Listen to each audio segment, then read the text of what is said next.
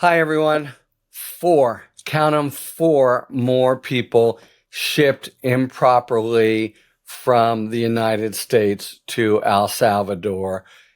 Another completely ridiculous, threadbare excuse offered by the United States and a deepening mess. You know, when we focused on Abrego Garcia, when J. Harvey Wilkinson wrote that ringing order, it was the very notion of just a single person under our constitutional scheme treated so horrifically, deprived of due process, disappeared and thrown into a prison that is really more like a gulag. A single instance should be, in a civilized society, enough to provoke horror and to require the government to take all available efforts to undo the injustice, and promptly. We found out today that there's another person, a minor, who was shipped to El Salvador under the, notwithstanding not having had any due process and having a settlement agreement. And when the United States promised, we won't do that for minors, we'll let them totally go through their asylum claim, have that due process if they are minors, and they say they're going to be subject to persecution back home. They shipped them out anyway. There's another YouTube where I go into that at greater length. Now, four more, and here's the United States' big excuse. Oh, there was an order from a district judge in Massachusetts, Judge Murphy. It said, do not send anybody to El Salvador, right? I'm freezing things somewhat as the U.S. Supreme Court has done.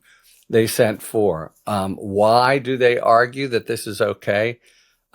Because the suit is technically against the Department of Homeland Security, under who presumably had possession of the people at the time. And it was the Department of Defense that carried out the order. So, no way you could expect an order entered in a case where the Department of Homeland Security, the United States, of course, they see the United States and the Department and the like, but it's technically the Department of Homeland Security in the caption. So the Department of Defense can do whatever it wants. And I guess if you get the Department of Defense, now we can move on to the State Department, whatever.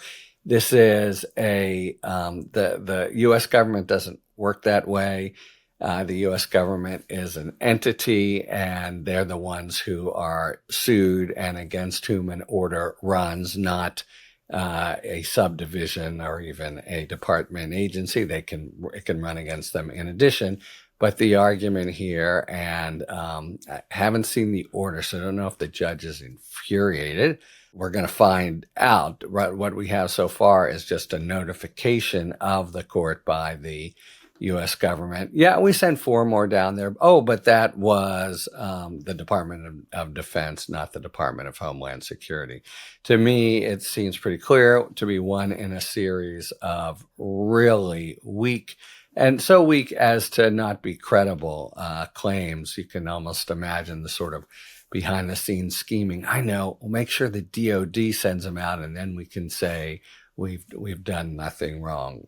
When, of course, the law doesn't hinge, and the ruling by the Supreme Court, among others, doesn't hinge on in what entity of the United States has possession of migrants. It's rather, you can't ship them down there unless you give them a right. You, U.S. government, can't ship them down there unless you give them due process and a right to make claims, etc. Now, these four customers, the U.S. selected or looked for, they have what it appears, if you trust the U.S., to be three of the four pretty bad criminal records. Okay, that may well be a claim that makes it much more justified to ship them somewhere. That's not to say El Salvador necessarily, but in no event, it doesn't matter what the records are, what the law already was, and the order now more clearly is. You get due process before they just grab you and send you back down to the El Salvador gulag. And they didn't do it for obviously irrelevant reasons that, who's the actual person who grabs them by and, cuffs them and puts them on the plane. And they did that overnight. So everybody knows what the obligations are. This is all well past the Supreme Court order.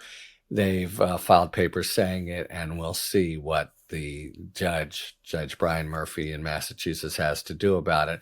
But we're now talking about 6 different people. We knew of one yesterday. We surmised maybe there are more, but none had been identified. We now know they did another in violation of a settlement agreement. And now these four that you can, they're clearly fixing to say, well, these are, really dangerous, nasty customers, and they actually want the argument of lawlessness. They actually seem to be inviting to be able to say to the American people, sure, we didn't comply with the Constitution, but these are bad guys, and everyone should be happy that they're out of the country, and these liberal Marxist judges who are insisting on the law and the Constitution.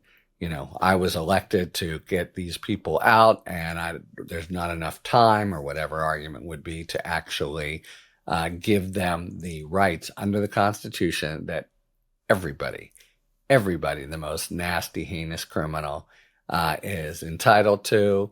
We just got to break some eggs to make an omelet.